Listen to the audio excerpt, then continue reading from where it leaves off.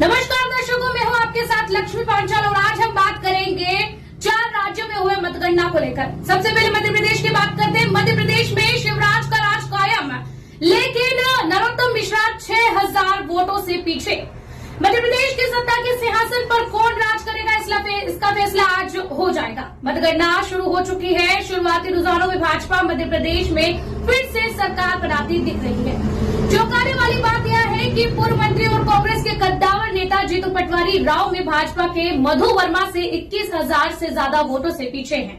बता दें कि देश में आम चुनाव में अब 6 महीने से भी कम का समय बचा है। ऐसे में विधानसभा चुनाव को सेमीफाइनल मुकाबले के रूप में देखा जा रहा है।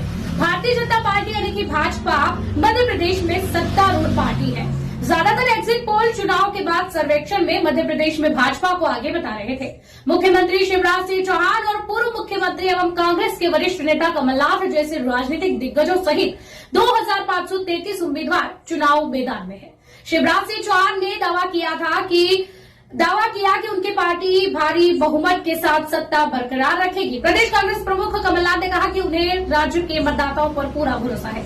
मध्य प्रदेश में भाजपा ने अब तक 51 में से 40 सीटें जीती है। चुनाव आयोग के मुताबिक अब तक 51 विधानसभा सीटों के नतीजे घोषित हो चुके हैं।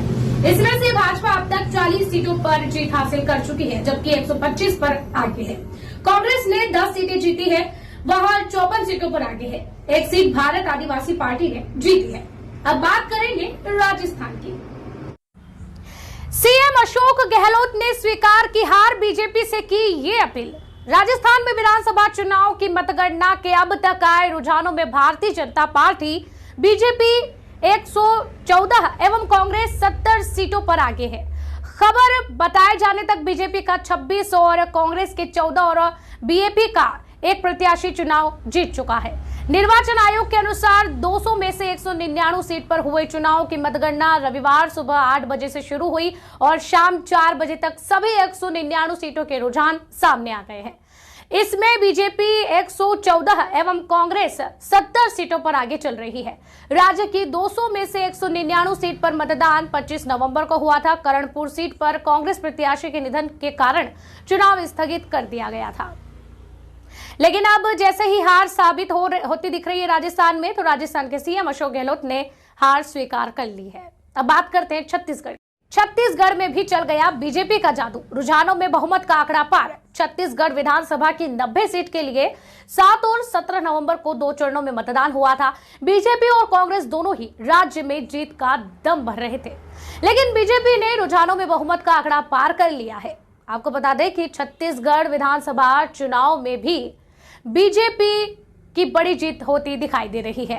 3 दिसंबर को मतगणना की शुरुआत में कांग्रेस को बहुमत मिलता दिखा, लेकिन उसके बाद जब बीजेपी की लहर चली तो वह एकदम बहुमत पर आकर रुकी। राज्य में बीजेपी ने बहुमत का आंकड़ा पार कर लिया है।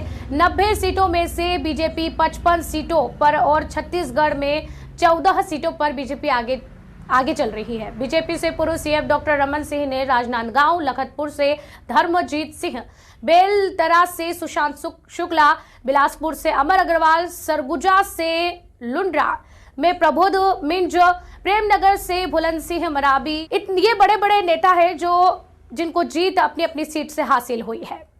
अब बात करेंगे तेलंगाना की। कांग्रेस ने मनाया तेलंगाना फतह का जश्न। रेवंत रेड्डी ने हैदराबाद में निकाला रोड शो। तेलंगाना में जारी वोटों की गिनती के दौरान कांग्रेस तेलंगाना में सत्तारूढ़ बीआरएस से आगे निकल रही है और 63 सीटों पर आगे चल रही है। वहीं के चंद्रशेखर राव की पार्टी भारत राष्ट्र समिति 14 सीटों पर आगे है। मुख्यमंत्री के चंद्रशेखर राव कामारेड्डी सीट पर भाजपा के वेंकट रेड्डी से पीछे चल रहे हैं। बीजेपी और एआईएमआईएम क्रमशः 9 और 6 सीटों पर आगे चल रही है, जबकि सीपीआई 1 सीट पर आगे है।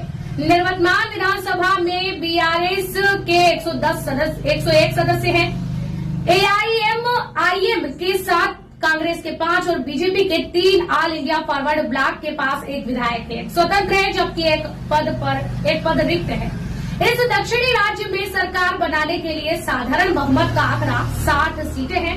चंद्रशेखर राव के नेतृत्व वाली भारत राष्ट्र समिति बीआरएस 2014 से सत्ता में है, जब तेलंगाना दर्जा दिया गया था और उसने 2018 का चुनाव भी जीता था और उसे हैट्रिक की उम्मीद थी।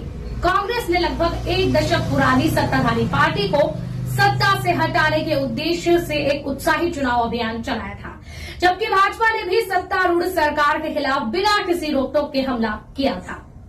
इंडिया टुडे एक्सिस माई इंडिया के एग्जिट पोल में भी यह सामने आया था कि तेलंगाना, जिसको सत्तारूढ़ पार्टी वहां पर थी, वहां पर सत्ता विरोधी लहर है।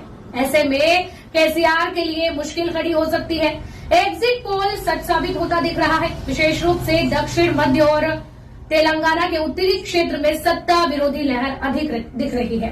हालांकि हैदराबाद में यह बहुत प्रभावी नहीं है, लेकिन तेलंगाना में कांग्रेस आती हुई नजर आ रही है और कांग्रेस के कार्यकर्ता वहां पर तेलंगाना फतह के लिए जश्न भी मना रहे हैं। फिलहाल कोर्ट में मतगणना को लेकर के विशेष रिपोर्ट दी है। हालांकि बता दें कि 5 राज्यों में मतदान हुए थे, चुनाव हुए थे, लेकिन जो मिजोरम राज्य है वहां पर रविवार को विशेष महत्व दिया जाता है और रविवार को मतगणना नहीं होने को लेकर के प्रस्ताव भी दिया गया था चुनाव आयोग को, जिसके बाद अब मिजोरम में कल सोमवार को यानी कि 4 दिसंबर को मतगणना होगी और अब मिजोरम में देखना होगा कि मिजोरम में किस प्रकार के आंकड़े सामने निकल करके आते हैं। बीजेपी आती है या फिर कांग्रेस आती है या फिर सत्तारूढ़ पार्टी होती है, यह देखने वाली बात होगी। आगे के सभी चुनावी अपडेट्स को देखने के लिए बने रहिए हमारे साथ। AP 100 TV लाइव जो रखे आपको खबरों में सबसे आगे।